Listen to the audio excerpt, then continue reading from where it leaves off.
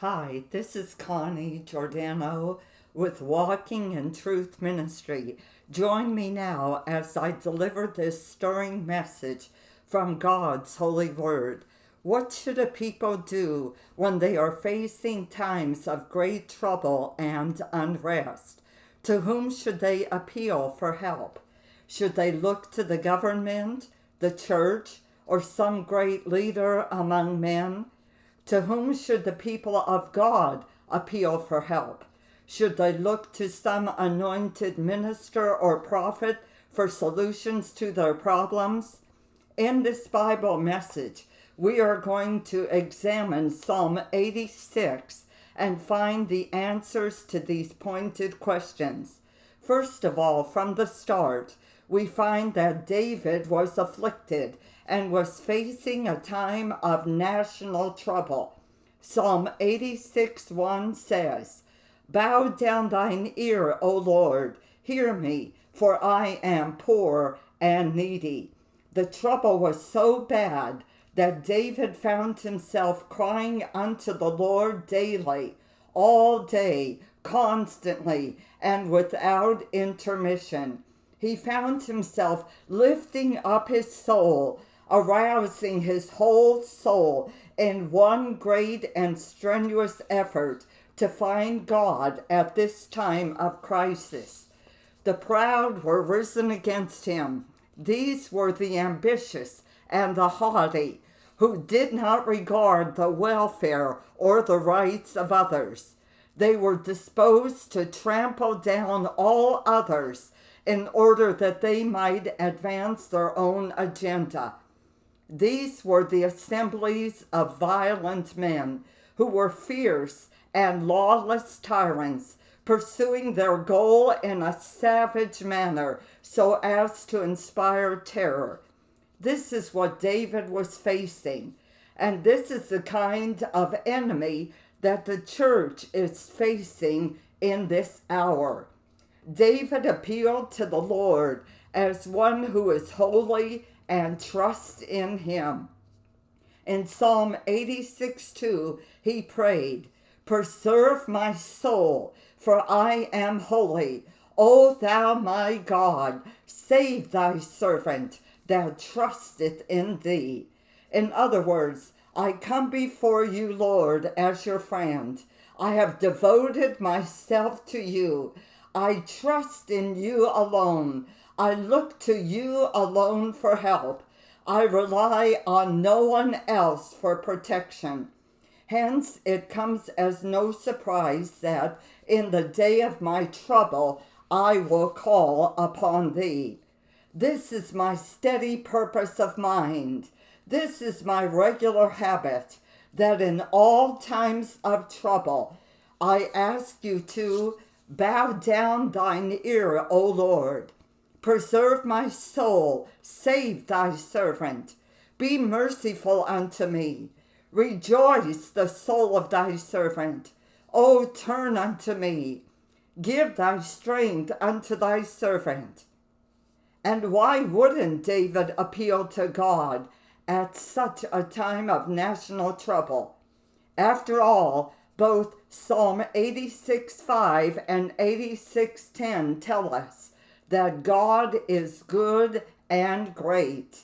Psalm 86:5 says, "For thou, Lord, art good and plenteous in mercy unto all that call upon thee." Psalm 86:10 adds, "For thou art great and doest wondrous things. Thou art God alone."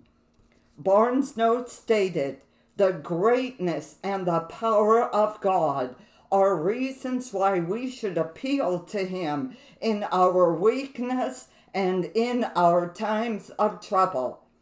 So when facing national troubles, affliction, and misery, David demonstrated for us, the present-day church, what to do in our hour of need.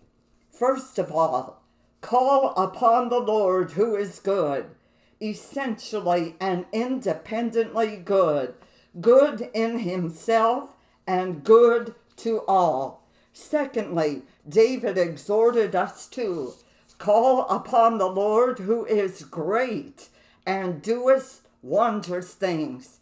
He is God alone. Psalm 86:8 says of him, among the gods there is none like unto thee, O Lord, neither are there any works like unto thy works. You alone have the power, wisdom, and skill.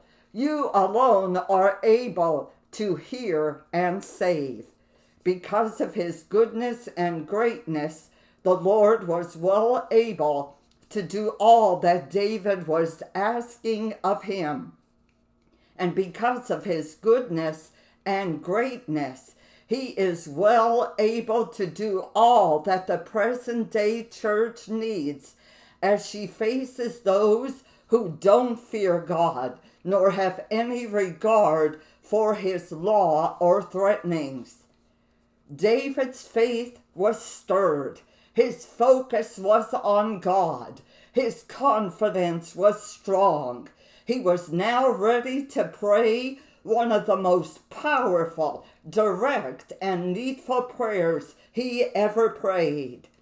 Show me a token for good, that they which hate me may see it and be ashamed, because thou, Lord, hast holpen me and comforted me.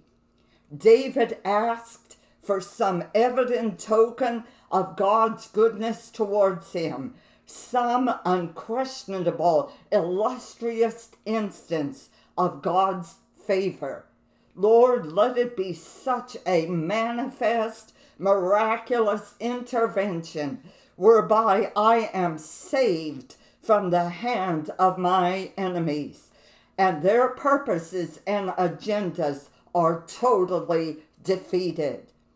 With such boldness and confidence, the present day church needs to pray this same prayer in the midst of evil enemies who are out to destroy her, appealing to God on the basis of his goodness and greatness. She needs to cry out to him with great fervor and faith. Show me a token for good, that they which hate me may see it and be ashamed, because thou, Lord, hast holpen me and comforted me. Let my enemies see that you are for me and not against me. Let them see that you are on my side and fight for me. Show me a token for good, Lord.